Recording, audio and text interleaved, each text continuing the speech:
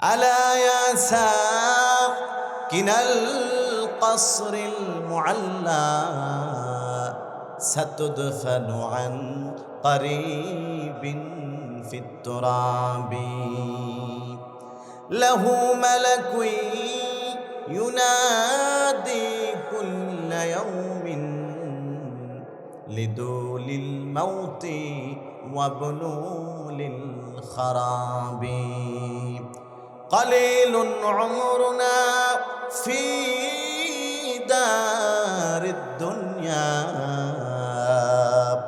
قليل عمرنا في دار الدنيا ومرجعنا إلى بيت التراب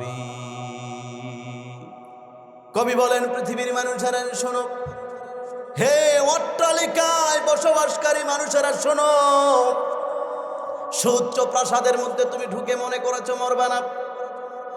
সুউচ্চ প্রাসাদের মধ্যে নিজেকে এমন ভাবে তুমি আবিষ্কার করেছ, মনে করেছ মৃত্যু তোমাকে গ্রাস করবে না।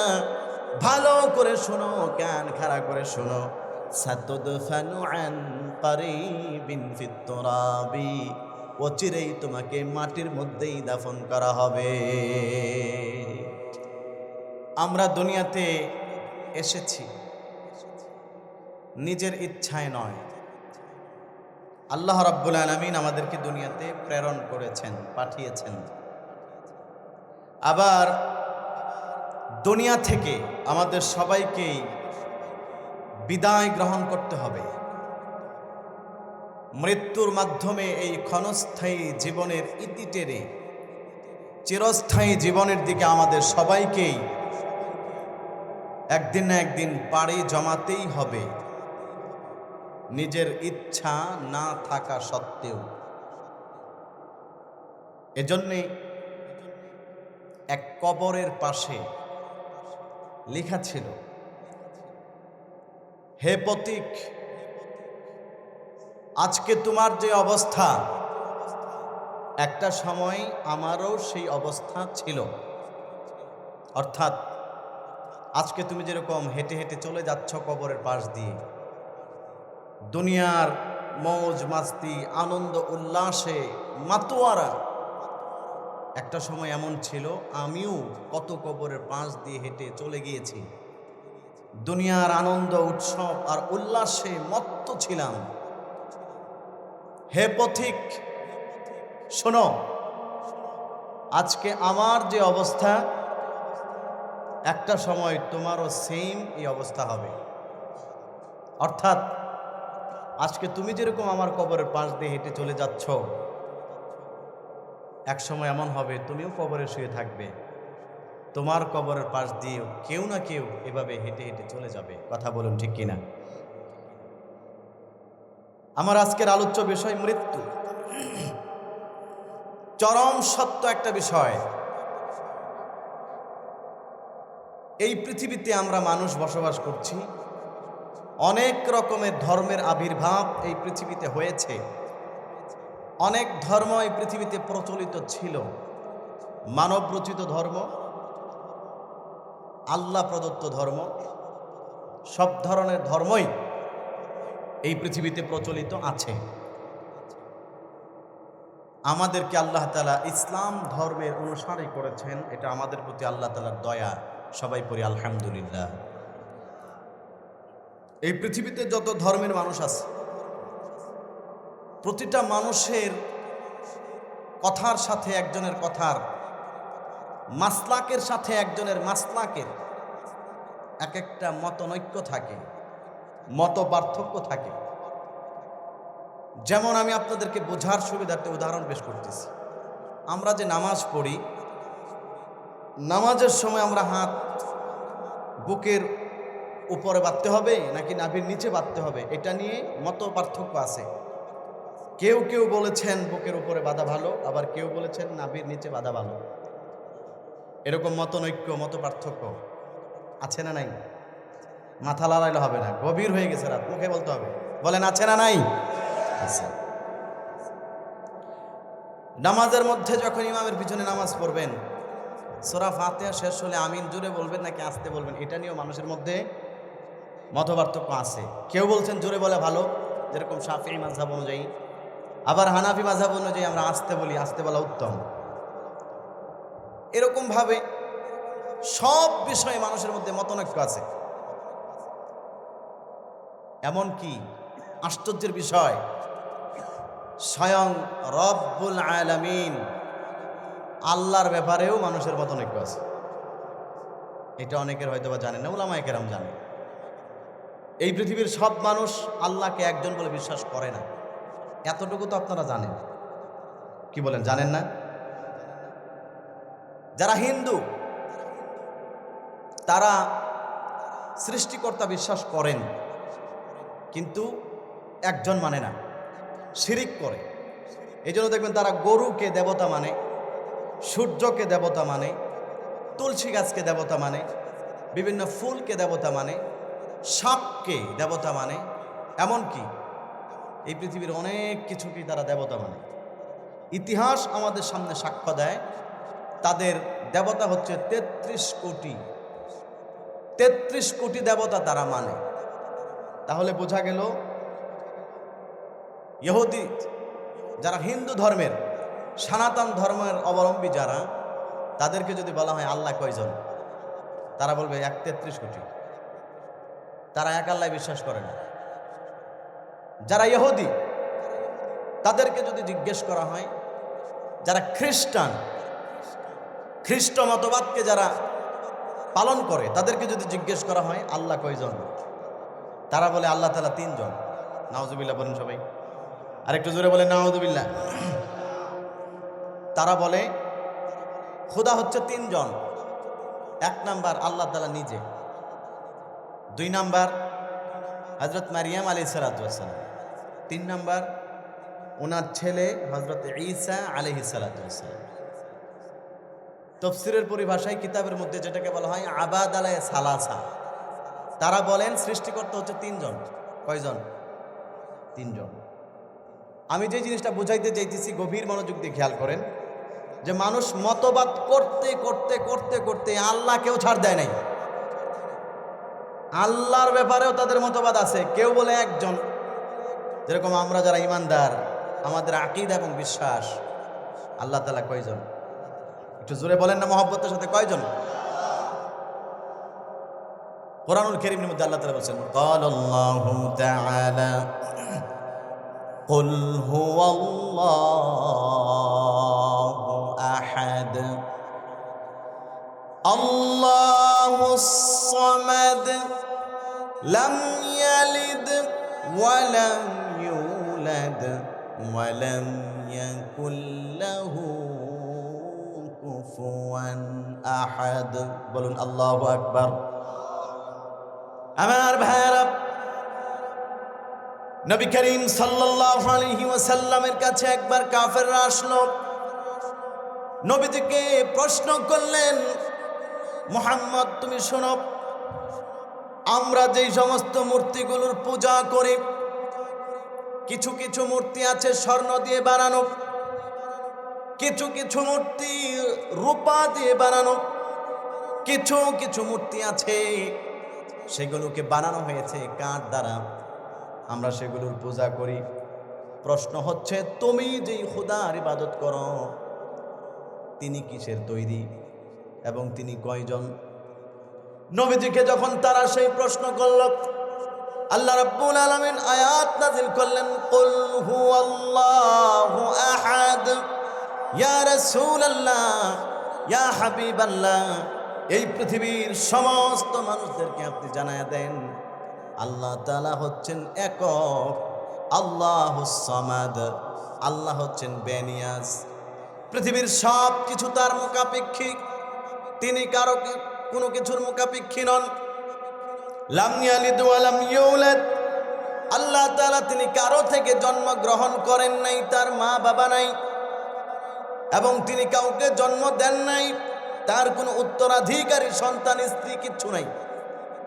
সর্বশেষ আয়াতে আল্লাহ রাব্বুল আলামিন বলেন, আপনি তাদেরকে জানায় দেন ওয়ালাম ইয়াকুল লাহু কুফুয়ান আহাদ। আপনি তাদেরকে ফাইনাল সিদ্ধান্ত জানিয়ে দেন, আপনার প্রভুর সমকক্ষ কোনো কিছুই হতে পারে না। কথা বলুন ঠিক কিনা? কোনো কিছুই আল্লাহ রাব্বুল আলামিনের সমকক্ষ নয়। আল্লাহ রাব্বুল আলামিন সবার ঊর্ধ্বে, তিনি হচ্ছেন আল্লাহু আকবার। আমার আল্লাহ তিনি সবার বড়। কথা বলুন ঠিক কিনা? এটা আমাদের আকীদা, বিশ্বাস। আমার ভাইয়েরা, আমি যেই জিনিস বুঝাইতে চাচ্ছি, আল্লাহ তাআলা কয়জন এটা নিয়েও মানুষের মধ্যে মতবাদ আছে। খ্রিস্টানরা বলে আল্লাহ হচ্ছে 3 জন, হিন্দুরা বলে উপাসনা করার উপযুক্ত 33 কোটি দেবতা। আবার যারা নাকি অন্য ধর্মের অবলম্বী, তাদের ধর্মের বিশ্বাস অনুযায়ী আল্লাহর ব্যাপারেও তাদের মতবাদ আছে। কিন্তু এই পৃথিবীতে শুধুমাত্র একটা বিষয়, ওয়ানলি ওয়ান, শুধুমাত্র একটা বিষয়, যেই বিষয়ের মধ্যে কোনো হিন্দু কখনো মতবাদ করে না, যেই বিষয়ের মধ্যে খ্রিস্টান আজও পর্যন্ত কোনোদিন মতবাদ করে নাই, যেই বিষয়ের মধ্যে একজন নাস্তিক, যে আল্লাহ মানে না, নবী মানে না, কোরআন মানে না, সেও কোনোদিন মতবাদ করে নাই, বরং সবাই একমত। ওই বিষয়টার নাম হচ্ছে আল মাউত, মৃত্যুবরণ করতে হবে। এই বিষয়ে পৃথিবীর কারো কোনো দ্বিমত নাই। কথা বলুন ঠিক কিনা? কারো দ্বিমত নাই। আপনার এলাকার একজন হিন্দুকে জিজ্ঞেস করবেন আল্লাহ কয়জন, সে তার ধর্ম অনুযায়ী বলবে এক একটা। আল্লাহকে নিয়েও তার সন্দেহ আছে, জান্নাত জাহান্নাম আছে কিনা সন্দেহ আছে, মতবাদ আছে। কিন্তু যদি বলেন ভাই মরতে হবে, এই ব্যাপারে তোমার বিশ্বাস কি, কোন রকম চিন্তা ছাড়া একজন হিন্দুও বলে দিবে এটা ঠিক, মরতে হবে, মরা থেকে কেউ বাঁচতে পারবে না। হিন্দুও, খ্রিস্টান, এমনকি নাস্তিক, যে কোনো কিছু মানে না, আল্লাহকে বিশ্বাস করে না, কোরআন বিশ্বাস করে না, সেও বলবে মরতে হবে। এই কথা চির সত্য। কথা বলুন ঠিক কিনা? কারণ কি? কারণ হচ্ছে মৃত্যু এমন একটা বাস্তবসম্মত বিষয়, যেটা মানুষ তার চোখের সামনে অহরহ প্রতিনিয়ত ঘটতে দেখেছে। আর এই পৃথিবীর মানুষের একটা অভ্যাস হচ্ছে, চোখের সামনে যেই জিনিসটা সে সব সময় ঘটতে দেখে, ওইটাকে মানুষ কখনো অস্বীকার করতে পারে না। মানুষ জান্নাত দেখে নাই, জাহান্নাম দেখে নাই, এই জন্য অনেকেই জান্নাত জাহান্নাম বিশ্বাস করেন না। আল্লাহ রাব্বুল আলামিনকে দেখে নাই, এই জন্য অনেকেই আল্লাহ তাআলাকে বিশ্বাস করেন না। কিন্তু মৃত্যু হচ্ছে এমন চরম সত্য এবং বাস্তবসম্মত একটা বিষয়, এই বিষয়টা বাস্তবে চোখের সামনে ঘটতে দেখেছে এরকম মানুষ পৃথিবীতে অভাব নাই। কথা বলুন ঠিক কিনা? এই সমাজের কত মানুষ তার চোখের সামনে তার আদরের আব্বাকে ছটফট করে মরতে দেখেছে। এই সমাজের কত মানুষ তার কলিজার টুকরা মা মুখের মধ্যে পানি দিতে দিতে মৃত্যুর স্বাদ গ্রহণ করতে দেখেছে। কত বাবা তার কলিজার টুকরা সন্তানকে নিজের বুকের উপরে মৃত্যুবরণ করতে দেখেছে। কত স্বামী তার স্ত্রীকে মৃত্যুবরণ করতে দেখেছে চোখের সামনে। কত স্ত্রী তার প্রাণের স্বামীকে মৃত্যুবরণ করতে দেখেছে। কত মানুষ তার বন্ধু, একই সাথে যার সাথে 20 বছর পর্যন্ত চলাফেরা করেছেন, রাস্তাঘাটে হাটে বাজারে চলাফেরা করতেছে, এলাকাবাসী একই মসজিদে একই সাথে নামাজ পড়েছেন, একই কাতারে চলেছেন, একই সাথে রাজনীতি করেছেন, একই সাথে চাকরি করেছেন, একই সাথে ব্যবসা বাণিজ্য করেছেন, এমন অনেক মানুষ তার স্বচক্ষে এরকম মৃত্যু অহরহর ঘটনা চোখের সামনে দেখেছে। বাস্তব একটা সত্য বিষয় হচ্ছে মৃত্যু। এই জন্য এই মৃত্যুটা এমন সত্য, যেহেতু প্রতিনিয়ত মানুষ চোখের সামনে ঘটতে দেখতেছে, এই জন্য এই মৃত্যুকে কেউ কোনোদিন অস্বীকার করে না। মৃত্যুবরণ করতে হবে এটা কমপক্ষে বিশ্বাস করে। মৃত্যুর পরে ভালো কাজ করে গেলে জান্নাত আছে, অনেকেই মানে না। অমুসলিমরা জান্নাত বিশ্বাস করে? জোরে বলেন, করে? করে না। খারাপ কাজ, অন্যায় কাজ করে গেলে মৃত্যুর পরে তাকে অনন্ত অসীম কালের জন্য জাহান্নামে থাকতে হবে, বিশ্বাস করে না। নামাজ না পড়লে শাস্তি হবে, বিশ্বাস করে না। বেপরদায়, বেহায়াপনায় এইরকম ভাবে নিজের ইজ্জত আবরু মানুষের সামনে প্রকাশ করে চললে আল্লাহর সামনে হিসাব দিতে হবে। কিয়ামতের দিন পুনরুত্থান হবে, জিজ্ঞেস করা হবে। অনেক মানুষ সেটা বিশ্বাস করে না, কিন্তু মরতে হবে এইটাকে কেউ আজও পর্যন্ত অস্বীকার করে নাই। ঠিক কিনা ধরে বলেন? আপনারা কেউ শুনছেন যে আমি মরবো না এই কথা বলছেন? এরকম লোক নাই, ইতিহাসের মধ্যে এরকম লোক পাওয়া যায় না। মরতে হবে এটা বিশ্বাস করে সবাই। আমার ভাইয়েরা, এই জন্য একজন কবি বলছেন, আলা ইয়া সাকিনাল কসরিল মুআল্লা, আলা ইয়া সাকিনাল কসরিল মুআল্লা সাতুদফানু আন করিবিন ফিত তুরাবি লাহু মালাকুন ইউনাদি কুল্লা ইয়াউমিন লিদুলিল মাউতি ওয়া বুনুলিল খারাবি قليل عمرنا في دار الدنيا قليل عمرنا في دار الدنيا ومرجعنا إلى بيت التراب কবি বলেন, পৃথিবীর মানুষেরা শোনো, হে অট্টালিকায় বসবাসকারী মানুষেরা শোনো, সুউচ্চ প্রাসাদের মধ্যে তুমি ঢুকে মনে করেছো মরবা না। সুউচ্চ প্রাসাদের মধ্যে নিজেকে এমন ভাবে তুমি আবিষ্কার করেছ, মনে করেছ মৃত্যু তোমাকে গ্রাস করবে না। ভালো করে শোনো, কান খাড়া করে শোনো, সাতুদফানু আন করিবিন ফিত তুরাবি, অচিরেই তোমাকে মাটির মধ্যেই দাফন করা হবে। বাঁচতে পারবে না, অচিরেই তোমাকে মাটির পেটের মধ্যে আসতে হবে মৃত্যুর মাধ্যমে।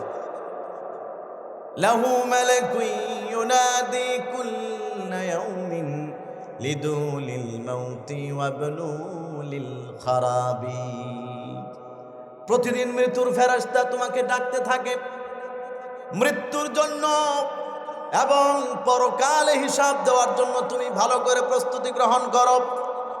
শুধু এতটুকুই শেষ নয়, কালিলুন উমরুনা ফি দারিদ দুনিয়া, দুনিয়ার জীবনে আমাদের হায়াতটা অতি অল্প।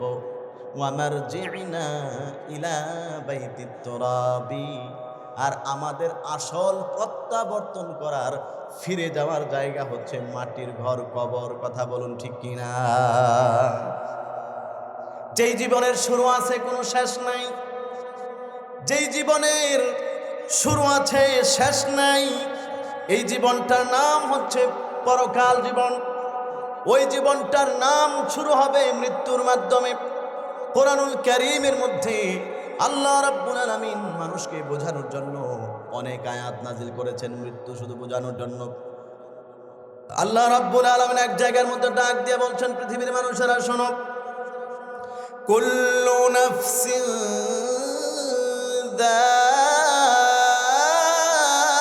যায়িকাতুল মাউত। আল্লাহ রাব্বুল আলামিন বলেন, প্রতিটা নফস মৃত্যুর স্বাদ গ্রহণ করতে হবে। নফস বলতে শুধুমাত্র মানুষকে বোঝানো হয় নাই। নফস বলতে যার মধ্যে আল্লাহ তাআলা প্রাণ দিয়েছেন, যেই প্রাণীর মধ্যে আল্লাহ তাআলা জীবন সঞ্চার করেছেন, তাকে মৃত্যুবরণ করতে হবে।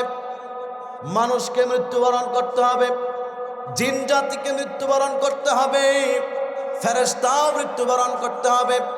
মালাকুল মাউত আজরাইল সারা জীবন ভর যে আরেকজনের জান কবজা করেছে, শেষ পর্যন্ত তাকেও মৃত্যুর স্বাদ গ্রহণ করতে হবে। একটা মশা তাকে মরতে হবে, একটা মাছি মরতে হবে, কারণ তার মধ্যে প্রাণ আছে। আল্লাহ রাব্বুল আলামিন বলেন, মৃত্যু থেকে তোমরা কেউ কোনোদিন বাঁচতে পারবে না। আরেক জায়গায় আয়াত নাযিল করে আল্লাহ রাব্বুল আলামিন পৃথিবীর মানুষেরা যারা দুনিয়ার আনন্দ উল্লাসে মত্ত হয়ে মৃত্যুর কথা ভুলে গিয়েছেন, দুনিয়ার সৌন্দর্যের মধ্যে, ব্যবসা বাণিজ্যের মধ্যে ডুবে গিয়ে যারা মৃত্যু সতর্ক করে কোরআনুল কারীমের মধ্যে আয়াত নাযিল করেন, কুল ইন্নাল মাউতাল্লাযী তাফিরুনা মিনহু ফাইন্নাহু মুলাকীকুম সুম্মা তুরাদ্দুনা ইলা আলিমিল গায়বি ওয়াশ শাহাদা ফায়ুনাব্বিউকুম বিমা কুনতুম তা'মালুন।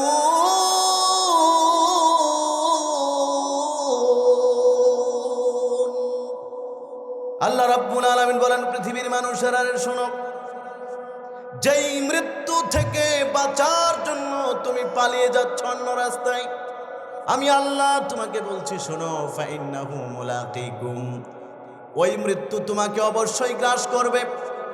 সে সময় তোমার সাথে অবশ্যই সাক্ষাৎ করবে। যেখানে তুমি পালিয়ে যাও না কেন, বাঁচতে পারবে না। মৃত্যু থেকে বাঁচার জন্য তুমি যদি সুদূর আসমানে চলে যাও, বাঁচতে পারবে না। মৃত্যু থেকে বাঁচার জন্য যদি সমুদ্রের অতল গহ্বরে ঢুকে যাও, বাঁচতে পারবে না। মৃত্যু থেকে বাঁচার জন্য যদি তুমি বিশাল বড় অট্টালিকা বানিয়ে, যেখানে পৃথিবীর সূর্যের আলোটুকু ঢুকতে পারে না, এমন জায়গায় যদি ঢুকে যাও, আল্লাহ রাব্বুল আলামিন বলেন, মৃত্যুর সময় যখন হবে ওখান থেকেই তোমাকে জানটা কবজ করে নিয়ে আসবে। বান্দারে, তুমি মৃত্যু থেকে বাঁচতে পারবা না। কথা বলুন ঠিক কিনা? মরণ থেকে যতই পালাও, মরণ তোমায় লইবে ঘিরি। মরণ থেকে যতই পালাও, মরণ তোমায় লইবে ঘিরি। যদিও সুদূর আকাশ পানে, পালাম সেথায় লাগিয়ে সিঁড়ি। পৃথিবীর মানুষেরা, তুমি মৃত্যু থেকে কখনোই বাঁচতে পারবে না। তোমার পূর্বপুরুষরা বাঁচতে পারে নাই, বাপ দাদা 14 গোষ্ঠী কেউ বাঁচতে পারে নাই। এই পৃথিবীর কোন নবী রাসূলগণ মৃত্যুর হাত থেকে বাঁচতে পারে নাই। কোরআনুল কারীমের মধ্যে আল্লাহ রাব্বুল আলামিন নবী করিম সাল্লাল্লাহু আলাইহি ওয়াসাল্লামকে বলেন, ইয়া রাসূলুল্লাহ, ফাইন্নাকা মাইয়িতুন ওয়া ইন্নাহুম মাইয়িতুন। আল্লাহ বলেন, নবীজি, আপনিও মৃত্যুবরণ করবেন, আপনার পরবর্তী যারা আছে তারাও মৃত্যুবরণ করবে, কেউ বাঁচতে পারবে না। এই মৃত্যু থেকে বাঁচার জন্য যদি কেউ সিন্ধুকের ভিতরে ঢুকে যায়, মৃত্যু থেকে বাঁচার জন্য কেউ যদি কাচের ঘর বানিয়ে সেখানে ঢুকে যায়, আল্লাহ রাব্বুল আলামিন কোরআনুল কারীমের মধ্যে আয়াত নাযিল করে পৃথিবীবাসীকে সতর্ক করেছেন, ও পৃথিবীবাসী শোনো, ওইখানে যাওয়ার পরেও তোমরা বাঁচতে পারবা না। মৃত্যু নির্দিষ্ট টাইম হওয়ার পরে ওই প্রাসাদের ভিতর থেকেই তোমার জানটা টেনে ছেঁচড়ে বের করে নিয়ে আসবে।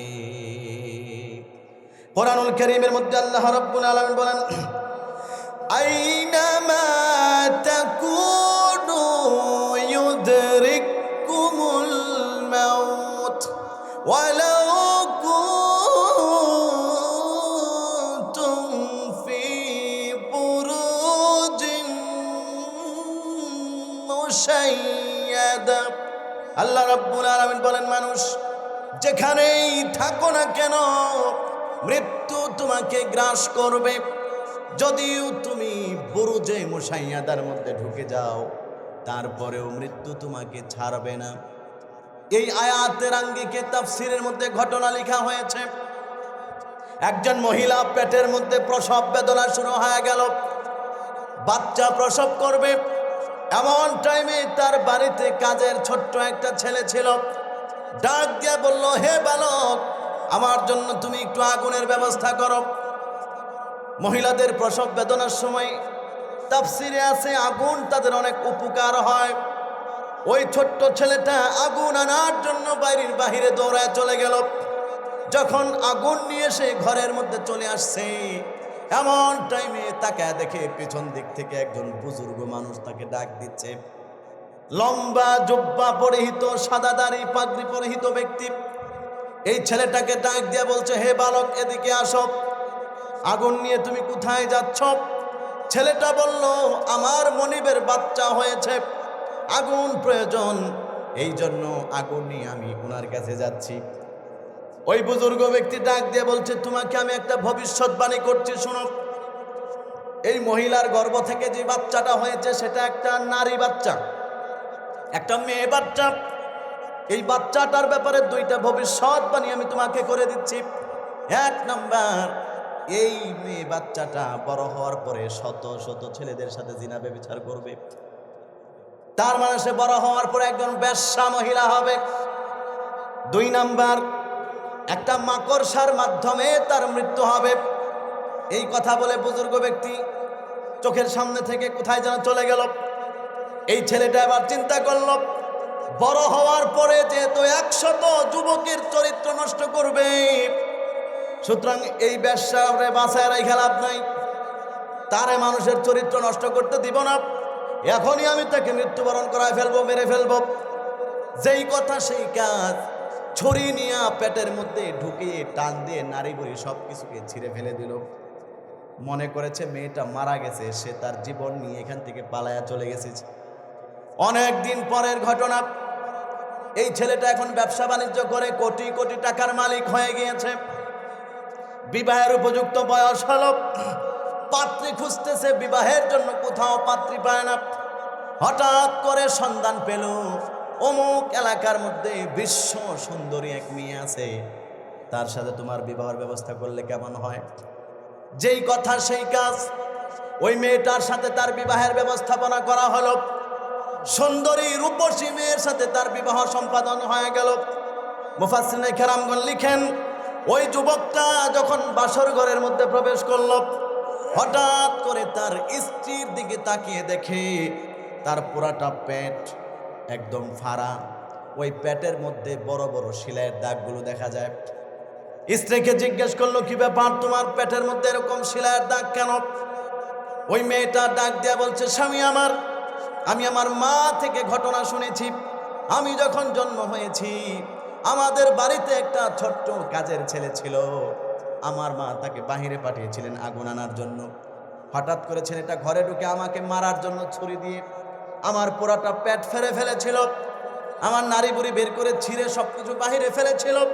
কিন্তু আল্লাহ রাব্বুল আলামিন আমাকে দয়া করে এখন পর্যন্ত বাঁচায় রাখছেন। যুবকটা বুঝতে আর বাকি নাই, এই কাজ ছোট সময় আমিই করেছিলাম। স্ত্রীকে ডাক দিয়ে বলছে, তুমি আমাকে কি চিনো? আমি সেই ছেলে যে নাকি তোমাকে মারার জন্য এই ফোন দিয়ে এঁটেছিলাম। তুমি এখনো তাহলে মরো নাই, এখন পর্যন্ত জীবিত আছো। আমি তোমাকে কেন মারতে চেয়েছিলাম তুমি কি জানো? যখন বাহিরে আমি আগুন আনার জন্য গিয়েছিলাম, আগুন নিয়ে যখন ঘরের মধ্যে ফিরে আসতেছি, এমন টাইমে একজন বুজুর্গ ব্যক্তি ভবিষ্যৎবাণী করেছিল। দুইটা ভবিষ্যৎবাণী। এক নাম্বার, তুমি যুবতী হওয়ার পরে শত শত চরিত্রের সাথে জিনা করবে, একজন বেশ্যা মহিলা হবে। আমি একজন বেশ্যাকে বাঁচায় রাখতে চাই নাই, এই জন্য মারার জন্য এই কাজ করেছিলাম। এখন তুমি বলো, আসলেই কি তুমি এই কাজ করেছো কিনা? ওই মেয়েটা ডাক দিয়ে বলছে, ও স্বামী আমার, আমি তওবা করে ভালো হয়ে গিয়েছি, আল্লাহর পথে ফিরে এসেছি। তবে আসলেই যে ভবিষ্যৎবাণী করেছিল এটা সত্য। এখন পর্যন্ত শত শত ছেলেদের সাথে আমি জিনা ব্যভিচার করেছি, তাদের চরিত্র আমি নষ্ট করেছি। আমি আসলে একজন বেশ্যা মহিলা ছিলাম, কিন্তু এখন ভালো হয়ে গেছি। যুবকটার বুঝতে বাকি রইল না। ওই বুজুর্গ ব্যক্তির ভবিষ্যৎবাণী বাস্তব হয়ে গেল। কোটি কোটি টাকার মালিক। এবার সে তার আদরের স্ত্রী, এত সুন্দর বউ পাইছে, স্ত্রীকে বলল, ওই যুবক সেই সময় বুজুর্গ ব্যক্তি আর একটা ভবিষ্যৎবাণী করেছিল, একটা ছোট্ট মাকড়সার মাধ্যমে তোমার মৃত্যু হবে। সুতরাং আমার তো টাকা পয়সার অভাব নাই, আমি ইনশাআল্লাহ তোমার মাকড়সার মাধ্যমে মৃত্যুবরণ করতে দিব না। নাউজুবিল্লাহ বলেন। ওই যুবকটা বলল, আমি এমন একটা প্রাসাদ নির্মাণ করব, যেই প্রাসাদের মধ্যে মাকড়সা কেন পিঁপড়াও ঢুকতে পারবে না, এমন একটা প্রাসাদ সে বানালো। তাফসিরের মধ্যে আছে লোহা দিয়ে বানালো, কোন তাফসির মুফাসসিরিন কেরাম লিখেছেন কাচের ঘর বানালো, যেখানে পৃথিবীর কোনো বাহিরের বাতাস পর্যন্ত ঢুকতে পারে না, সূর্যের আলো ঢুকতে পারে না। এখানে মাকড়সা ঢুকবে তো দূরের কথা, এমন নিরাপত্তা বেষ্টনী সেখানে দেওয়া হয়েছে, একটা মশা মাছি পর্যন্ত ঢুকার মতো কোনো কায়দা নাই। স্ত্রীকে নিয়ে দীর্ঘদিন পর্যন্ত সেই প্রাসাদের মধ্যে বসবাস করছে। হঠাৎ করে একদিন দুপুরের সময় শুয়ে আছে, এমন সময় স্ত্রী তার স্বামীকে বলছে, স্বামী আমার তাকায় দেখেন উপরের দিকে। জিজ্ঞেস করলো, কি ব্যাপার, কেন তাকাইতে বলছ? বললো, একটু তাকায় দেখেন, ওই যে ঘরের ছাদের মধ্যে ছোট্ট একটা মাকড়সা দেখা যায়। অবাক হয়ে গেল স্বামী, কি ব্যাপার? এই জায়গার মধ্যে তো মাকড়সা ঢুকার কথা না। আচ্ছা ঠিক আছে, যেহেতু সেই মাকড়সা এই জায়গার মধ্যে ঢুকে গিয়েছে, ওই বুজুর্গ ব্যক্তি বলেছিল মাকড়সার মাধ্যমে তোমার মৃত্যু হবে, সুতরাং তুমি মাকড়সার ধারে কাছে যেও না, এই মাকড়সাটাকে আমি মেরে ফেলবো। যেই কথা সেই কাজ, লাঠি দিয়া পিটায়া মাকড়সাটাকে নিচে ফেলায় দিছে। মাকড়সাটা মরে গেল। এই মরা মাকড়সার উপরে ওই স্ত্রী ঘুম থেকে বিছানা থেকে উঠা রাগে গুসায় তার পা দিয়া মাকড়সার মাথার মধ্যে মোড়াইতে শুরু করছে। তুই নাকি আমারে মারবি, আমার স্বামী ভবিষ্যৎবাণী করেছে, কোন বুজুর্গ নাকি বলেছে এই মাকড়সার মাধ্যমে নাকি আমার মৃত্যু হবে। আচ্ছা দেখি তো আমার, তুই কেমনি মারস। এই কথা বলে পায়ের মুড়া দিয়ে মাকড়সাটাকে এরকম পিষতে শুরু করলো। মুফাসসিরিন কেরামগণ লিখেন, মাকড়সা তো ঠিকই মরে গিয়েছে, কিন্তু আল্লাহ রাব্বুল আলামিন এই মহিলার মৃত্যু এই মাকড়সার মাধ্যমে রেখেছেন। এই মাকড়সার মুখের মধ্যে ছোট্ট একটা শীষের মতো ছিল। মশা যেরকম তার মাথাটা সুন্দর করে আমাদের শরীরের মধ্যে ঠাস করে ঢুকায়া দেয়, ওই মৃত মাকড়সার মধ্যে যখন পা দিয়া সে মালিশ করতে লাগলো, পায়ের মোড়ার মধ্যে ওই বিষের ফোঁড়াটা ঢুকে গিয়েছে। ব্যথায় যন্ত্রণায় সাথে সাথে মৃত্যুর কোলে ঢলে পড়েছে। বলুন সুবহানাল্লাহ। আমার ভাইয়ারা, মুফাসসিরিনে কেরাম তাফসিরে লেখেন, পৃথিবীর মানুষেরা, এই পৃথিবীতে মৃত্যু থেকে কেউ বাঁচতে পারে নাই। এই ঘটনা লেখা হয়েছে তাফসিরের মধ্যে। এরাও বাঁচতে পারে নাই, অথচ বিশাল প্রাসাদ বানিয়েছিল। আমরাও কেউ বাঁচতে পারবো না। মৃত্যুর সময় যখন আমাদের হয়ে যাবে, একটা সেকেন্ড সময় পর্যন্ত আমাদের কাউকে অতিরিক্ত দেওয়া হবে না। মৃত্যুর সময় আমাদের আসবে, কখন আসবে আমি জানি না, আপনি জানেন না, আমরা কেউ জানি না। আজকের মাহফিল থেকে বাড়ি পর্যন্ত ফিরে যাব, এই গ্যারান্টি আমাদের কারো কাছে নাই। যুবক ভাইয়েরা, যুবক মুরব্বী বাবারা, আল্লাহ রাব্বুল আলামিন কোরআনুল কারীমের মধ্যে বলেন, পৃথিবীর মানুষ শোনো, শুধুমাত্র মৃত্যুর মাধ্যমে শেষ নয়, বরং মৃত্যু তোমাদেরকে ধরে আল্লাহর সামনে নিয়ে যাবে। ফাইন্নাহু মুলাকিকুম, মৃত্যু তোমাদেরকে নিয়ে যাবে, আল্লাহর সামনে দাঁড় করাবে। ফায়ুনাব্বিউকুম বিমা কুনতুম তা'মালুন, তুমি তোমার জীবনে যা কিছু করেছিলা এই সব কিছুর হিসাব আল্লাহ রাব্বুল আলামিন তোমাকে সেই দিন আল্লাহর সামনে দিতে হবে। শুধুমাত্র মরে গেলাম সব শেষ, বিষয়টা আসলে এরকম নয়। বিষয়টা এমন সহজ নয়, বরং এই বিষয়টা তো এত মারাত্মক। মৃত্যুবরণ করার মাধ্যমেই সব কিছু শেষ হয়ে যায় না, বরং মৃত্যুর মাধ্যমে কেমন যেন আমার এমন এক জিন্দিগির সূচনা হয়, এমন এক জীবনের সকালবেলা শুরু হয়, যেই জীবনের সকাল আছে সন্ধ্যা নাই, যেই জীবনের শুরু আছে শেষ নাই। কথা বলুন ঠিক কিনা?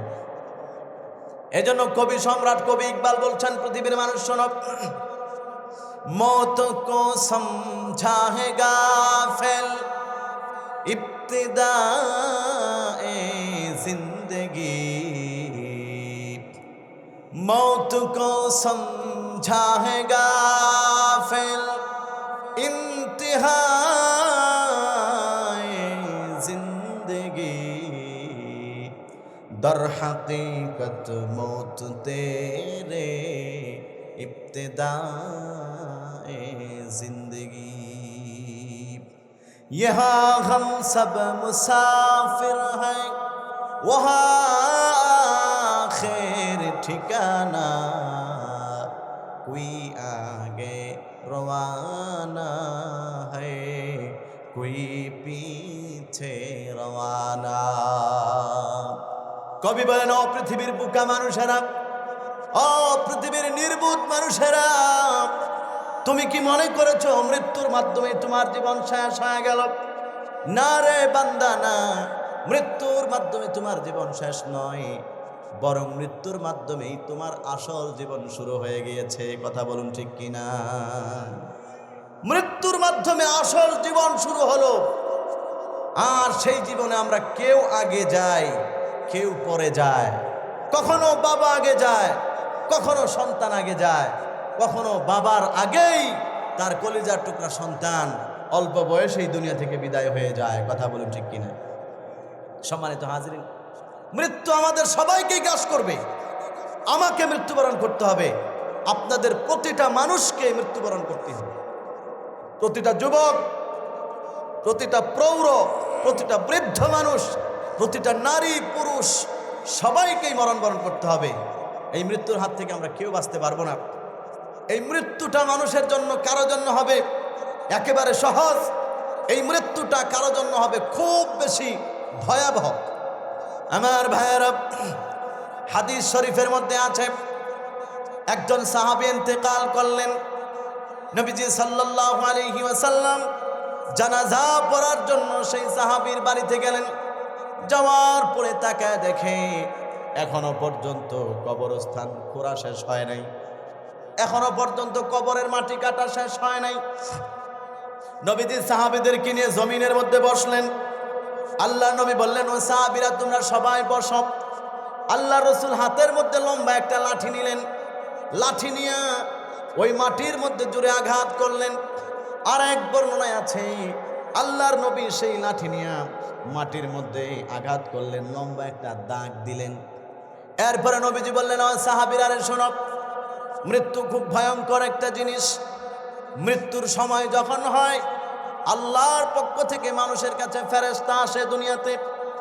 একজন নেককার মানুষের যখন মৃত্যুবরণ হয়, মৃত্যুর সময় যখন তার ঘনিয়ে আসে, নবী করিম সাল্লাল্লাহু আলাইহি সাল্লাম বলেন, পৃথিবীর মানুষ শোনো, ওই টাইমে তার সামনে এমন একজন ফেরেশতা আসে যাদের চেহারাগুলো সূর্যের আলোর মতো ঝলমল করতে থাকবে, যাদের হাতের মধ্যে সুস্বাগতম জানানোর জন্য ফুলের তোড়া থাকবে, যাদের হাতের মধ্যে খুশবু আর সুগন্ধি থাকবে। ওই মৃত্যুর বিছানায় যেই লোকটা শুয়ে আছেন, ওই লোকটার মাথার পাশে এসে বসে আল্লাহর পক্ষ থেকে তাকে সুস্বাগতম জানাবে। এই মৃত পথযাত্রী ব্যক্তিটাকে বলবে, ও আল্লাহর প্রিয় বান্দা, আল্লাহ রাব্বুল আলামিন তোমার জন্য জান্নাতে একটা ঘর বানিয়েছেন, জাহান্নামে একটা ঘর বানিয়েছেন।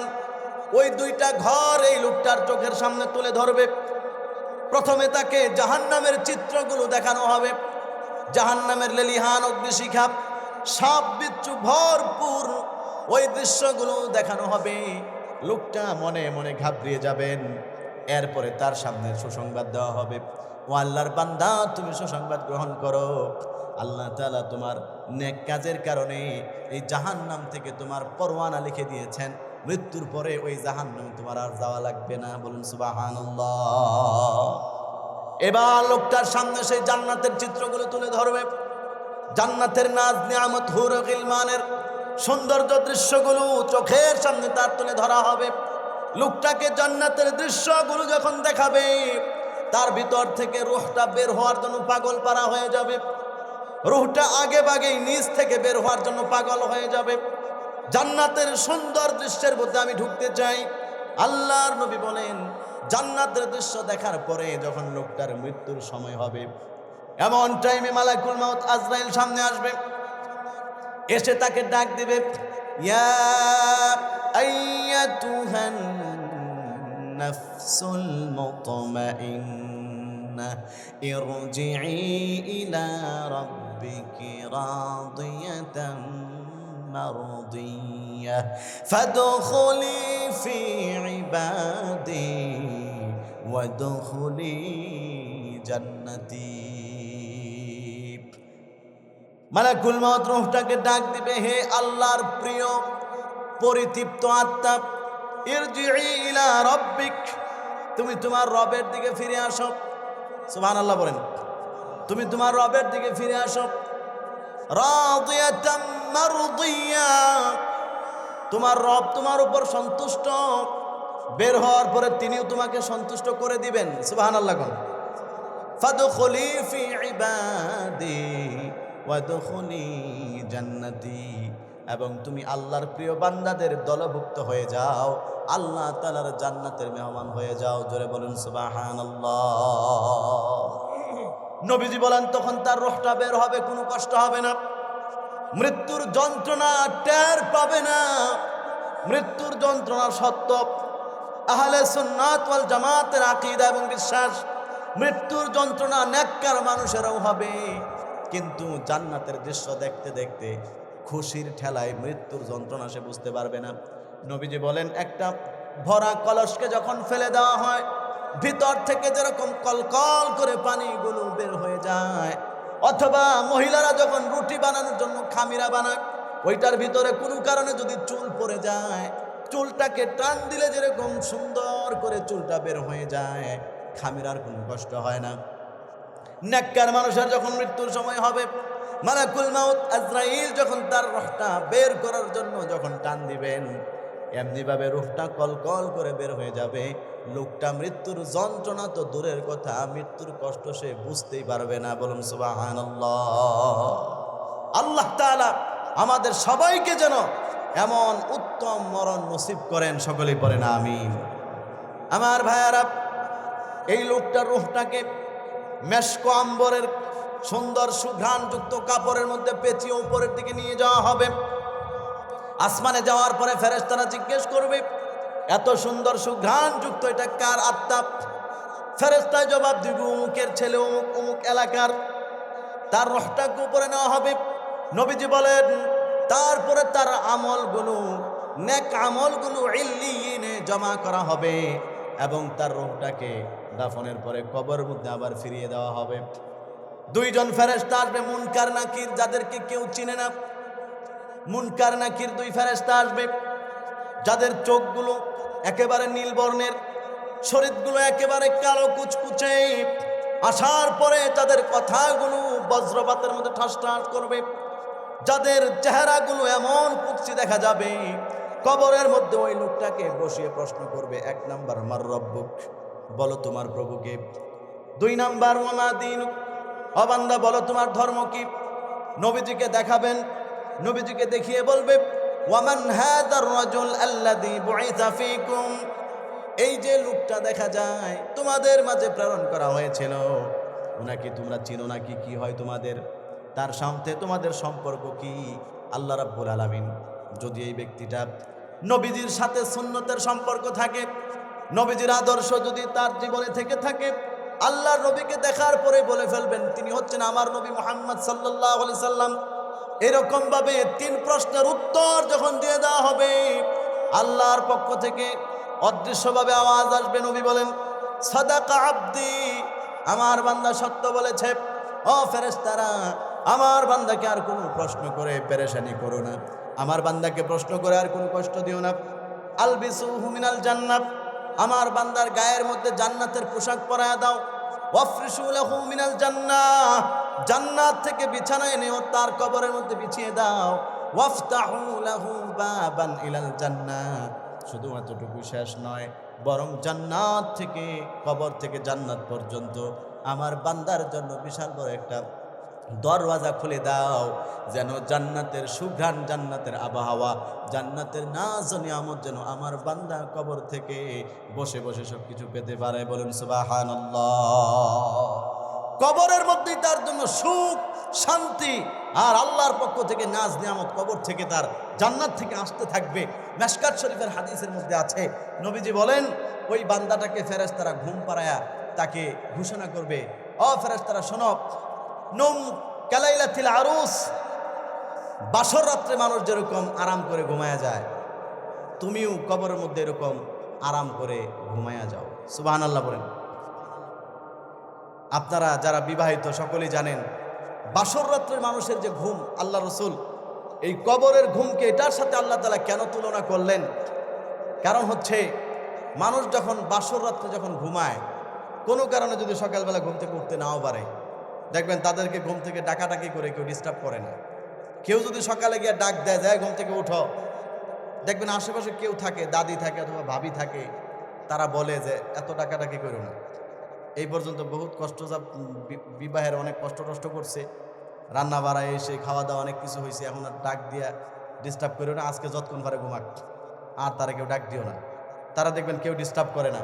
বাচ্চা কাচ্চারা ডাক দিতে চাইলে ওরে সবাই ধমকায় তাড়ায় দেয়, এই বাসর রাত্রে ঢুকছে, ঘুমাক, তারা কেউ ডাক দিবা না, কোনো রকম ডিস্টার্ব করা যাবে না, আরামে তারা ঘুমাইতে দাও। আর ওই বাসর রাত্রে মানুষ কি পরিমাণ আরাম করে ঘুমায়, এটা যারা বিয়ে করছেন তারা তো জানেনি, আর যারা বিয়ে করেন নাই তারা ইনশাল্লাহ সামনে জানবেন। কারণ পরবর্তী জিন্দিগির বউ লইয়া ঘুমানো এটা সবসময় সুখের হয় না, মাঝে মধ্যে কষ্টেরও হয়। কিন্তু 20-25 বছর বউ ছাড়া থাকার পরে, প্রথম বিয়ে করার পরে বউ এবং জামাই দুইজনেই বাসর রাতের দিন খুব বেশি আরাম করে ঘুমায়। এই আরামের কোনো তুলনা হয় না, এত স্বাদের ঘুম। নবীজি বলেন আল্লাহর পক্ষ থেকে ঘোষণা আসবে, ওই বাসর রাত্রে যেরকম আরাম করে ঘুমায়, বান্দা তুমি তো দুনিয়াতে অনেক শীতের রাত্রে তুমি ঘুমাইতে পারো নাই, তাহাজ্জুদের টাইমে উঠে গেছ, তুমি সকালবেলা একটু ঘুমাইছ, আবার তুমি ওইটা কাজকর্ম করে শরীর ক্লান্ত হয়ে গেছে, ঘুমাইতে পারো নাই, জোহরের নামাজ চলে আসছে, আবার তোমার একটু ঘুমের প্রয়োজন ছিল, তাও করতে পারো না ব্যস্ততার কারণে, আসরের টাইম চলে আসছে। যারা নামাজ পড়ে তারা দেখবেন ঠিক টাইম মতো কিন্তু ঘুমাইতে পারে না, ঠিক টাইম মতো দেখবেন ঘুমাইলেও লম্বা সময় ঘুমাইতে পারে না, কারণ দৈনিক 5 ওয়াক্ত নামাজ, একটু পরপর নামাজের টাইম, এখন যদি সে ঘুমায় থাকে নামাজ তো কাজা হবে। এই জন্য যারা দিনদার মানুষ এরা কিন্তু লম্বা টাইম একদম নাক ঢাইকা সকালে ঘুম দিবে, আবার আসরের টাইমে উঠবে, এরকম কিন্তু হয় না। তারা কিন্তু জোহরের টাইমে ঠিকই উঠে পড়ে, তারা কিন্তু জোহরের পরে ঘুমাইলে 1 ঘন্টা ঘুমাইয়া আসরের আগে আবার ঠিকই উঠে যায়। তৃপ্তির ঘুম যেটা, এটা অনেক সময় দিনদার মানুষেরা ঘুমাইতে পারে না। পক্ষান্তরে বেনামাজি মানুষ দেখবেন রাতে 2টা-3টা পর্যন্ত আকাম কুকাম করে ঘুমায়, আবার 12টার সময় দিনে উঠে, মাঝখানে ফজরের নামাজ বাদ, আবার কেউ কেউ জোহরের পরে ওঠে, জোহরের নামাজও বাদ।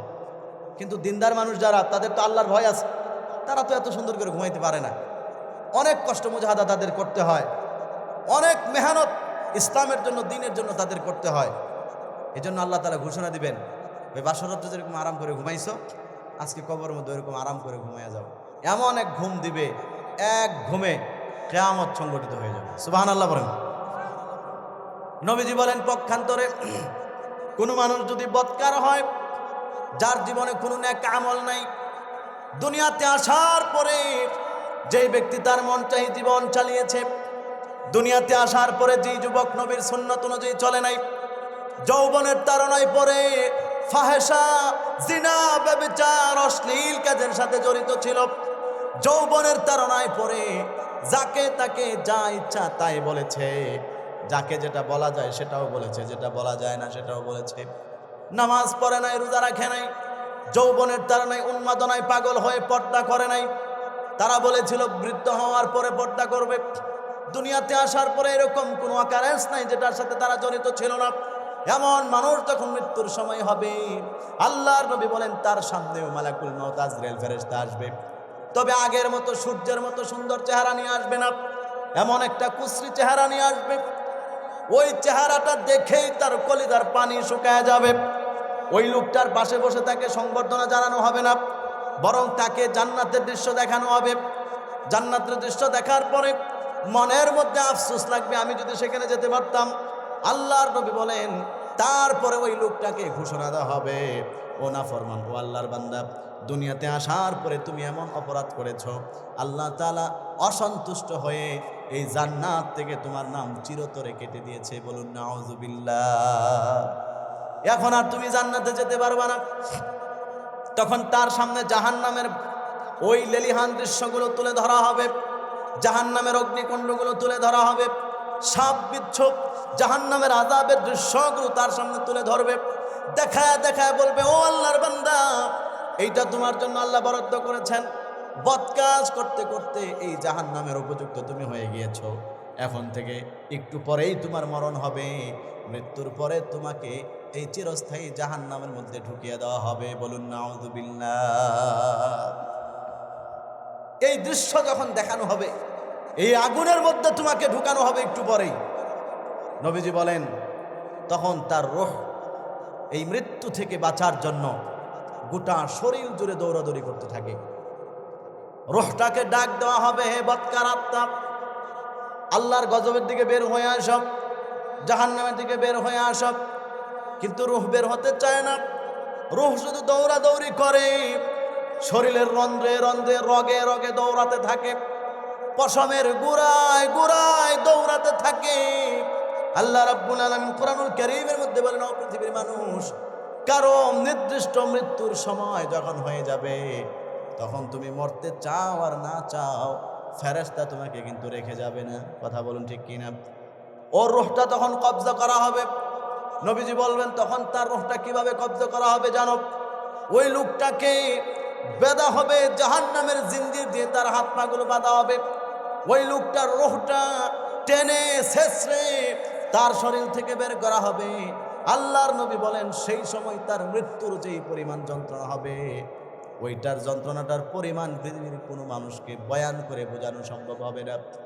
এই যন্ত্রণাটা এত মারাত্মক যন্ত্রণা।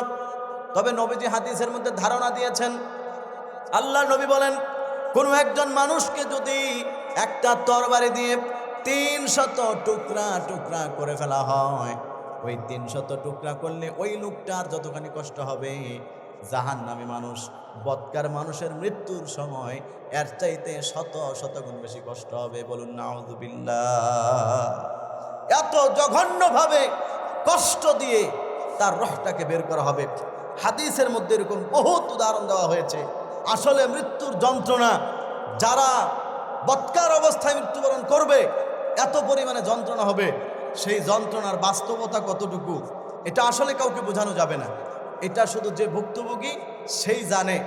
আর ওই জিনিসের, ওই যন্ত্রণার শিকার হওয়ার পরে তখন তো সে কবরেই চলে যায়। তখন পৃথিবীর মানুষকে বলার মতো আর কোনো সুযোগ থাকে না। কি বলেন? সুযোগ থাকে? যেই লোক মারা গেছে, মৃত্যুর সময় যন্ত্রণা হয়েছে, সে যদি বলে যাইতে পারতো যে আমাকে কি পরিমাণ কষ্ট আর কি পরিমাণ যন্ত্রণা দিয়ে আমার রূহটা বের করা হয়েছে, তাহলে এই পৃথিবীর মানুষ পাগল পারা হয়ে যেত শুধুমাত্র মৃত্যুর যন্ত্রণায়, শুধুমাত্র মৃত্যুর টেনশনে। মৃত্যুর সময় কি পরিমাণ যন্ত্রণা হবে এই চিন্তায় মানুষ ঘুম, খাওয়া দাওয়া সব কিছু বাদ দিয়া আল্লাহ তাআলার দিকে দৌড়াতো। আমার ভাইয়েরা, নবী করিম সাল্লাল্লাহু আলাইহি সাল্লাম উদাহরণ দিয়েছেন, তোমরা শোনো, এই জানটা বের করা হবে। একটা জীবিত ছাগলকে জবাই ছাড়া তার শরীর থেকে চামড়াগুলো যদি টেনে টেনে ছোলা হয়, উল্টাভাবে ওই ছাগলের যতগুনি কষ্ট হবে, এর চাইতে শত শত গুণ বেশি কষ্ট দিয়ে একজন নাফরমানের জানকে ফেরেশতা সেদিন বের করে নিয়ে যাবে। আল্লাহ আমাদের সবাইকে হেফাজত করুক। সবাই বলেন আমিন। এমন মৃত্যু থেকে আল্লাহ আমাদের যন্ত্রণা থেকে দায়ক মৃত্যু থেকে যেন হেফাজত করেন। সকলে বলেন আমিন। আমার ভাইয়েরা, নবীজি বলেন তারপরে সেই ব্যক্তির রূহটাকে একটা সালার চটের মধ্যে, গান্দা আবর্জনাযুক্ত একটা কাপড়ের মধ্যে গুটিয়ে উপরের দিকে নিয়ে যাওয়া হবে। ফেরেশতারা দুর্গন্ধ সহ্য করতে পারেন না। তারা বলবে এই নাফরমানের রূহ কোথা থেকে নিয়ে আসছ? বলা হবে অমুকের ছেলে অমুক। অনুমতি চাইবে উপরের দিকে যাওয়ার জন্য, কিন্তু তার রূহ উপরে নিয়ে যাওয়ার অনুমতি দেওয়া হবে না। তার রূহটাকে সিজ্জিল, জাহান্নামে নিক্ষেপ করা হবে। তার বৎকারগুলো সেখানে রাখা হবে। এই লোকটার কবরে যখন যাওয়া হবে, কবরে দাফন করার পরে তার রূহটাকে ফিরিয়ে দেওয়া হবে। নবীজি বলেন ওই ফেরেশতা এসে তার সামনে বলবে, মুনকার নাকির। মুনকারুন নাকিরুন আরবি শব্দ। আমরা অনেকে মনে করে থাকি, একটা ভুল আমরা ভেঙে দিই আজকে। অনেকে মনে করে থাকি মুনকার একজন ফেরেশতার নাম, নাকির আর একজন ফেরেশতার নাম। কিন্তু আসল কথা হচ্ছে মুনকার নাকির এটা কোনো ফেরেশতার নাম না। মুনকারুন নাকিরুন শব্দের অর্থ হচ্ছে যাদেরকে চিনা যায় না, যাদেরকে আর জীবনে কোনোদিন দেখে নাই, অপরিচিত মানুষ। মুনকার নাকির অর্থ কি? অপরিচিত, যাদেরকে কোনোদিন দেখে নাই, চিনে নাই। যাই হোক, এই দুইজন ফেরেশতা আসবে। আসার পরে বলবে, বলো তোমার রব কে? নবীজি বলেন এই লোকটা কবরের মধ্যে বলবে, হা হা লা আদরি, হায় আফসোস, আমার রবকে আমি তো জানি না। বলবে, তোমার ধর্ম কি? সে সেম উত্তর দিবে, হা হা লা আদরি, আফসোস, আমার ধর্ম কি, আমি তো সেটাও জানি না। আবার তাকে জিজ্ঞেস করা হবে নবীজিকে দেখিয়ে, ওমান হাযার রাজুলুল্লাযী বুইসা ফীকুম, এই যে লোকটা দেখা যায় যাকে তোমাদের মাঝে প্রেরণ করা হয়েছিল, উনাকে চিনো?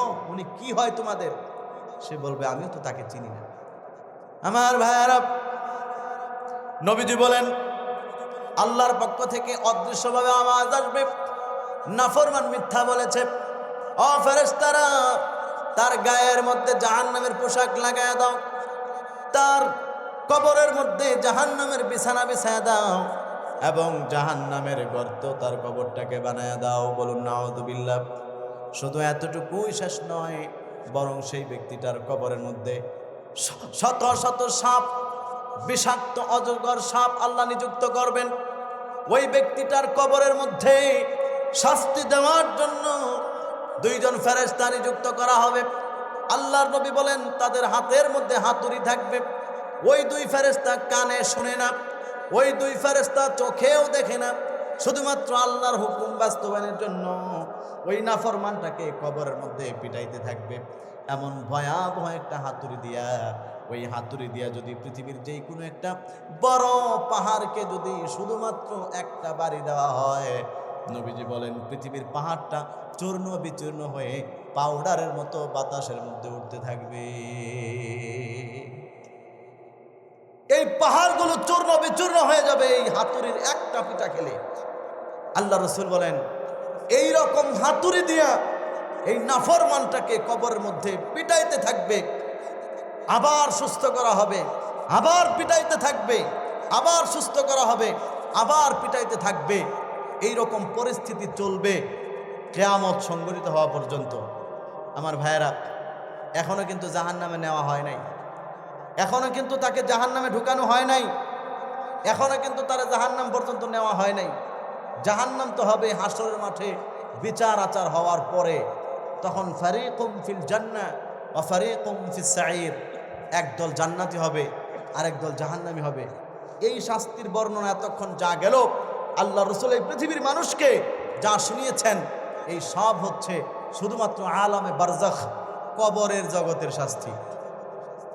এজন্য কবর অত্যন্ত ভয়ঙ্কর একটা জায়গা। নবীজি বলেন, আল কবরু রাউদাতুম মির রিয়াদিল জান্নাহ আও হুফরাতুম মিন হুফারিন নার। এই কবর হয়তোবা জান্নাতের একটা টুকরা হবে, জান্নাতের একটা বাগান হবে, অথবা কারো জন্য জাহান্নামের একটা গর্ত হবে। আল্লাহ আমাদেরকে হেফাজত করুক, করেন আমিন। আমার ভাইয়েরা, আমাদের সবাইকেই মরতে হবে, আমাদের সবাইকেই কবরে যেতে হবে। এই পৃথিবীতে কেউ বাঁচতে পারে নাই। এই পৃথিবীর কত রাজা বাদশাহ, কত টাকা পয়সাওয়ালা, প্রভাব প্রতিপত্তিওয়ালা, কত ক্ষমতার মালিক, কেউ আজকে দুনিয়ার জমিনে নাই। কথা বলুন ঠিক কিনা? কি বলেন, আছে? আপনার এলাকার কত বড় লোক মানুষ ছিল, কিন্তু এখন দুনিয়াতে নাই। এরকম আছে না নাই? জোরে বলেন, আছে না নাই? কত ক্ষমতাওয়ালা মানুষ, যার নাম শুনলে মানুষ শীতের দিন শরীর ঘাইমা যেত, যার নাম শুনলে মানুষ কলিজার মধ্যে কামড় দিয়ে উঠত। আজকে সেই মানুষ কবরের মধ্যে এতিমের মতো পড়ে আছে। তার কবরের উপরে ছাগলে ঘাস খায়, তার কবরের উপরে কুকুরে প্রস্রাব করে, গরুয়ে পেশাব করে, ঘাস খাইতে গিয়ে ছাগলে প্রস্রাব করে। এটাকে একটু তাড়ানোর মতো ক্ষমতা এখন তার নাই। কথা বলুন ঠিক কিনা? আমার ভাইয়েরা, এজন্য কবি বলছেন, পৃথিবীর মানুষ শোনো, कैसे कैसे ताजदारो बादशाह चल बसे, कैसे कैसे ताजदारो बादशाह चल बसे, वो खजीना बाना खाना शान शौकत क्या हुई। कैसे कैसे खूबसूरत रानिया शहजादियाँ, कैसे कैसे खूबसूरत रानिया शहजादियाँ, तन बदन सब गुल गया है, शक्ल सूरत क्या हुई। কবি বলেন, পৃথিবীর মানুষ কত টাকা পয়সাওয়ালা, প্রভাব প্রতিপত্তিওয়ালা, ক্ষমতাওয়ালা, রাজা বাদশাহ দুনিয়া থেকে বিদায় হয়ে গিয়েছে, কেউ দুনিয়াতে থাকতে পারে নাই। ক্ষমতার ব্যবহার করে দুনিয়াতে থাকতে পারে নাই, টাকা পয়সা দিয়ে চিকিৎসা করে দুনিয়াতে থাকতে পারে নাই, বরং মৃত্যুর সময় যখন হয়েছে মৃত্যু তাকে ধরে নিয়ে গিয়েছে। এই পৃথিবীর কত রূপবর্তী, কত গুণবর্তী, সুন্দরী এমন রানী শাহজাদি মেয়েরা, যাদেরকে দেখার জন্য যুবকরা পাগল পারা ছিল, যাদের চেহারার দিকে তাকাইলে মানুষ দুনিয়ার কষ্ট ভুলে যেত, যাদেরকে স্পর্শ করার জন্য হাজার কোটি টাকা খরচ করতে মানুষ বেকুল ছিল, এমন অনেক রানী শাহজাদিরাও দুনিয়া থেকে বিদায় হয়ে গিয়েছেন। শুধুমাত্র এতটুকু শেষ নয়, কবরের মাটি তাদের শরীরগুলোকে গলে পচে নিঃশেষ করে দিয়েছে। আজকে তার সৌন্দর্যের কাছে কেউ যায় না। মরার 3 দিন পরে ওই সুন্দরী নারীর দুর্গন্ধের কারণে লাশের পাশেও মানুষ দাঁড়ায় থাকতে পারে না। কথা বলুন ঠিক কিনা? চমৎকার ভাবে আমাদেরকে বোঝানোর জন্য কবি তার ভাষায় এগুলো আমাদেরকে বুঝিয়েছেন। শুধুমাত্র একটা জিনিসই মানুষকে বুঝাইতে চায়, যে তোমরা মৃত্যুর চিন্তা, কবরের চিন্তা মাথার মধ্যে ঢুকাও, কি লাভ? আল্লাহ রাসূল বলেছেন, আকসিরু যিকরা হাদিমিল লাযযাত ইয়ানি আল মাউত, তোমরা বেশি বেশি মৃত্যুর স্মরণ করো। মৃত্যুবরণ করতে হবে, মৃত্যুর সময় যন্ত্রণা হবে, আল্লাহর সামনে যেতে হবে, মৃত্যুর মাধ্যমে আল্লাহর সামনে যাবে, আল্লাহর সামনে যাওয়ার পরে সব কিছুর হিসাব তোমাকে দিতে হবে। আমল যদি ভালো হয় জান্নাতি হবে, আর যদি খারাপ হয়ে যায় কোনো কারণে জাহান্নামে যেতে হবে। অনন্ত অসীমকাল জাহান্নামের আযাব তোমাকে ভোগ করা লাগবে। এই বিষয়গুলো মাথার মধ্যে ঢুকাও। যদি কোনো মানুষের মাথায় এই বিষয়গুলো একবার ঢুকে, যদি কোনো মানুষের কলবের মধ্যে এই মৃত্যুর চিন্তাটা একবার ঢুকে, যদি কোনো মানুষের দিলের মধ্যে পরকালের এই ভয়টুকু ঢুকে, তাহলে সেই মানুষ কখনোই আল্লাহ তাআলা নারাজ হয়, আল্লাহ তাআলা অসন্তুষ্ট হয়, আল্লাহ তাআলার নাফরমানি হয়, এমন কোনো কাজের সাথে জড়িত হবে না। কথা বলুন ঠিক কিনা? এজন্য আমার ভাইয়েরা, রাত দীর্ঘায়িত হয়ে গেছে, গভীর হয়ে গেছে। আমি আলোচনা আগেই বলেছিলাম দীর্ঘায়িত করব না, তারপরেও 100 ঘন্টা হয়ে গেছে। আপনাদেরকে কষ্ট দেওয়ার জন্য আন্তরিকভাবে দুঃখ প্রকাশ করছি। তবে আজকের এই মাহফিল থেকে শুধুমাত্র এই একটা বিষয় আমি আপনাদেরকে বোঝানোর জন্য চেষ্টা করেছি, সেটা হচ্ছে আমাদের সকলের মধ্যে মৃত্যু চিন্তাটা বেশি বেশি করা দরকার। আমরা একদিন মারা যাব, কবে মরব কেউ জানি না। যুবকরা ভাবতেছি যে আরো কিছুদিন যাক, তারপরে আমি পাপ কাজ ছাড়বো। না ভাই, আপনার এই ধারণা ভুল। আপনি দেখেন আপনার আশেপাশে, আপনার পার্শ্ববর্তী এলাকায়, আপনার থানায়, আপনার দেশে আপনার চাইতে কত কম বয়সী যুবক হুন্ডার অ্যাক্সিডেন্ট করে রাস্তার মধ্যে শরীরটা একদম দ্বিখণ্ডিত হয়ে গেছে, চূর্ণ বিচূর্ণ হয়ে গিয়েছে। তারও জীবনে কত স্বপ্ন ছিল, যৌবনকে ব্যবহার করে বিয়ে করবে, ব্যবসা করবে, গাড়ি চালাবে, ভবিষ্যতের কত স্বপ্ন তারও ছিল, কিন্তু মৃত্যু এসে তার সমস্ত স্বাদ নষ্ট করে দিয়েছে। এই জন্য নবীজি বলছেন, আকসিরু যিকরা হাদিমিল লাযযাত, তোমাদের সমস্ত স্বাদ, সমস্ত মজাকে নষ্ট করে দেয় যেই জিনিস, ইয়ানি আল মাউত, অর্থাৎ মৃত্যু, সেই মৃত্যুকে স্মরণ করো। মৃত্যু এমন এক তিক্ত জিনিস, এটা যখন কারো মানুষের সামনে চলে আসে তখন তার কোনো কিছু আর স্বাদ লাগে না। কোনো মানুষের ব্যাপারে যদি ঘোষণা হয় যে এখন কথার কথা রাত 12:30 বাজে, 1টার সময় তোমাকে জবাই করা হবে, মেরে ফেলা হবে, ফাঁসি দেওয়া হবে, অথবা তোমাকে ক্রস ফায়ার দিয়ে ওই রাস্তার 3 রাস্তার মাঝখানে গুলি করে একদম ঝাঁঝরা করে ফেলা হবে, আধা ঘন্টা সময় বাকি আছে, এখন তোমার জীবনের শেষ মুহূর্তে কি ইচ্ছা?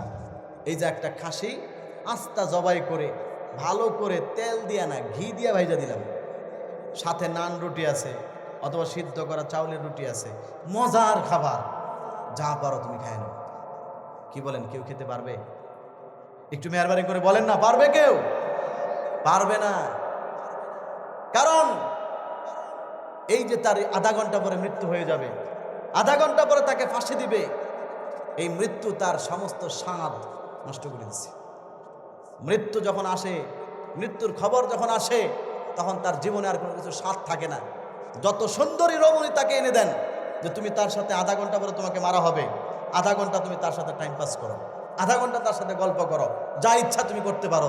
এই পৃথিবীর যত নাফরমান যুবক হোক, মৃত্যুর সময়টা নিশ্চিত জানার পরে সেই মেয়েটার সাথে যদি অন্তরঙ্গ মুহূর্ত আলাদা একটা রুমে তাকে দিয়ে দেওয়া হয়, আমার বিশ্বাস যুবক তার সাথে জিনা ব্যভিচার করবে তো দূরের কথা, তার দিকে চোখ তুলে তাকাবেও না। কথা বলেন ঠিক কিনা? তাকাবে না। কারণ তার জিন্দিগির সমস্ত স্বাদ এই এক জিনিসে নষ্ট করে দিচ্ছে, যে আমাকে কিন্তু আধা ঘন্টা পরে মেরে ফেলা হবে। এখন আর তার ওই নারীর দিকে লোক যাবে না। তাহলে আমার ভাই, এই যে আধা ঘন্টা পরে আপনাকে মৃত্যু দেওয়া হবে, ফাঁসি দেওয়া হবে, এটা তো তাও আধা ঘন্টার টাইম জানা আছে, এটা দুনিয়ার একটা নিয়ম অনুযায়ী। কিন্তু আসলে যে আমি আধা ঘন্টা বাঁচবো কিনা এই গ্যারেন্টিটা কার কার আছে বলেন তো? একটু হাত তুলে দেখেন। একজনেরও নাই। তাহলে কি বুঝলেন? আধা ঘন্টা পরে মৃত্যু হবে এটা জানার পরেই যদি আপনার সব খাহেসাত শেষ হয়ে যায়, তাহলে আপনি যে 1 সেকেন্ড পরে মারা যাবেন এটাও তো হতে পারে, আমি যে 1 মিনিট পরে মারা যাব সেটাও হতে পারে। এই যে আপনাদেরকে এখন কথা বলছি, পরবর্তী শব্দটা উচ্চারণ করতে পারবো কিনা এতটুকু গ্যারান্টিও আমার কাছে নাই। তাহলে যেই মৃত্যু যেই কোনো মুহূর্তে আমাকে গ্রাস করতে পারে, এই চিন্তাটা যার মাথায় থাকবে, সে কি পাপ করতে পারে? সে কি একটা মেয়ের সাথে অন্তরঙ্গভাবে বিবাহ বহির্ভূতভাবে জিনা ব্যভিচারে লিপ্ত হতে পারে? আপনারা বলেন পারে? কখনোই পারে না। এই জন্য মৃত্যুর চিন্তা, পরকালের চিন্তা, আল্লাহর সামনে হিসাব দেওয়ার চিন্তাটা আল্লাহ তাআলা আমাদের সকলের কলবের মধ্যে বেশি করে ঢুকায়া দিক। সবাই বলেন আমিন। আরেকটু জোরে বলেন আমিন। ওয়া আখিরু দাওয়ানা আনিল হামদুলিল্লাহি রাব্বিল আলামিন।